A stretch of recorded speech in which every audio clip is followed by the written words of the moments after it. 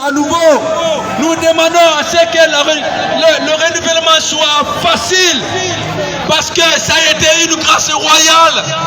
Par sa majesté, nous avons été régularisés.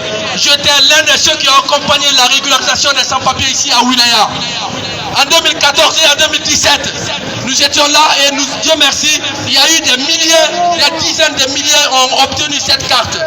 Malheureusement, aujourd'hui, il y a des dizaines de milliers qui n'ont plus de carte parce qu'ils n'ont pas pu renouveler. Les renouvellements sont devenus casse-tête, chaotiques, difficiles, même impossibles. Donc nous demandons aujourd'hui à ce que nos autorités marocaines nous aident à renouveler nos papiers de façon facile, parce qu'il est difficile pour nous aujourd'hui de nous régulariser, de renouveler nos papiers. Et puis les arrestations, les gens vont au travail, les gens qui sont dans les ménages et les gens qui sont dans les activités régénératrices de revenus, qu'on appelle AGR, malheureusement, ces personnes se font arrêter.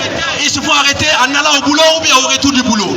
Ils se font refouler jusqu'à Beni Mellal, ils se font refouler jusqu'à Agadir, ils se font refouler jusqu'à je ne sais où, Marrakech. Donc nous demandons aux autorités, nous voulons vivre au Maroc, nous voulons résider au Maroc, nous demandons une bonne intégration effective. Il faut nous intégrer, il faut nous intégrer, il faut nous intégrer. On aime le Maroc, on veut rester au Maroc, on veut vivre au Maroc. Aidez-nous à nous intégrer. Moi qui vous parle, j'ai à peu près 5 enfants ici au Maroc. Je vis ici depuis plus d'une dizaine d'années et je ne tiens pas à aller en Europe. Même si j'y vais, c'est pour aller faire quelque chose et revenir. Donc le Maroc, c'est mon pays, c'est mon second pays. En tant que Guinéen, le Maroc est un pays pour les Guinéens, les Sénégalais, Maliens, Sénégalais, Burkinabés, Togolais, Congolais, Camerounais et tous les autres pays d'Afrique. Parce que l'Afrique est un tout. L'Afrique est un tout. Et nous demandons aussi à accompagner nos frères et sœurs philippines.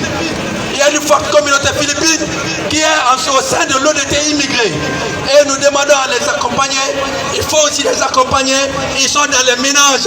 Ce sont eux qui font vivre nos familles. Les familles marocaines. Ce sont ceux-là qui prennent soin de nos enfants pour que les papas et les mamans vont au boulot. Donc prenez soin de ces femmes de ménage. Aidons les femmes de ménage, accompagner à respecter les droits des femmes de ménage. Nous demandons aussi à ce que l'ODT immigré soit accompagné.